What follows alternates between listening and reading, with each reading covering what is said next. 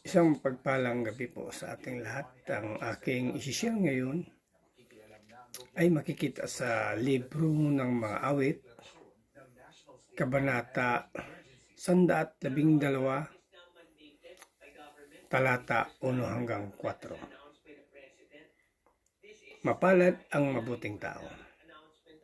Mapalad ang tao na kay Yahweh ay gumagalang at taos-pusong sumusunod sa kanyang kautusan. Ang kanyang lipi magiging dakila, pati ang mga angkan ay may pagpapala. Magiging sagana sa kanyang tahanan. Pagpapala niya ay walang katapusan. Ang taong matuwid may bait at habag, kahit sa madilim taglay ay liwanag. Yun lang po. Maraming salamat. Purihin ang Panginoon. God bless. Isang mapayapang gabi po sa ating lahat. Ang aking po ibabahagi ngayong gabi ay mula po sa Aklat ng Mga Awit, Kabanata 112 sa talata 5. Ito po ang nakasaad. Ang mapagpautang magiging mapalad kung sa hanap buhay siya'y laging tapat. Ito po ang nakasaad sa banal na kasulatan. Ibigay po natin lagi ang pinakamataas na papuri at pasasalamat sa ating Ama na Lumikha. Amin. Isang mapagpalang gabi po sa ating lahat. Ang akin pong babasahin ngayon mula sa libro ng Salmo, chapter 112, verses 6 and 7. Tiyak na magiging matatag ang kanyang kalagayan at hindi siya makakalimutan magpakailanman. Hindi siya matatakot sa masamang balita dahil matatag siya at buong pusong nagtitiwala sa Panginoon. Amen. God bless po. Hello po, good evening. Ang aking Bible verse for today is from the book of Psalms, chapter 112, verse 8. Wala siyang takot, hindi nangangamba, alam na babagsak ang kaaway niya. Amen. Ang mabuting balita ng ating Panginoon. So muli po, isang mapagpalang araw po muli sa ating lahat. At para po sa pagpapatuloy ng ating devotion mula po sa Psalms 112, verse 9 to 10, sabi po dito, siya ay namamahagi, nagbibigay sa mahihirap, ang kanyang katwiran ay nananatili magpakailanman. Ang kanyang sungay ay tataas na may karangalan.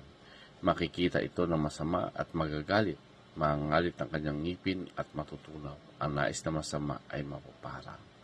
So dito makikita po natin talagang yung pagiging matuwid ay nagdudulot po ito ng pagiging mabuti. Isa po dyan yung pagiging mapagbigay. So ibig sabihin, hindi po siya nagiging makasarili. Ang buhay po niya ay bukas sa pagtulong. Sapagkat yung mga tunay na mananampalataya ay nakikita po ito sa kanilang ginagawa. Lalong higit sa pagbibigay ng nangangailangan. Dito makikita din po natin na talagang yung Lord yung nagtataas.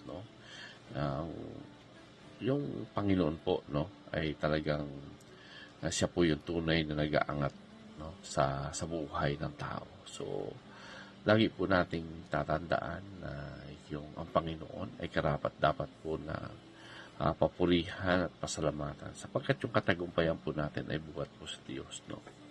At yung mga masasama, ayon po dito sa ating binasa, talaga pong sila ay laging nandoon yung inggit at galit. So, ibig sabihin, habang ang matuwid ay patuloy na pinagpapala ng Panginoon, yung masama naman po ay patuloy na nagagalit, talagang nasisira po sila sapagkat yung kanilang mga plano ay hindi nagtatagumpay. So, huwag po tayong mainggit sa masama, sapagkat yung kung may nakikita man tayo na matagumpay sa kanilang buhay, ito po ay hindi pang matagalan.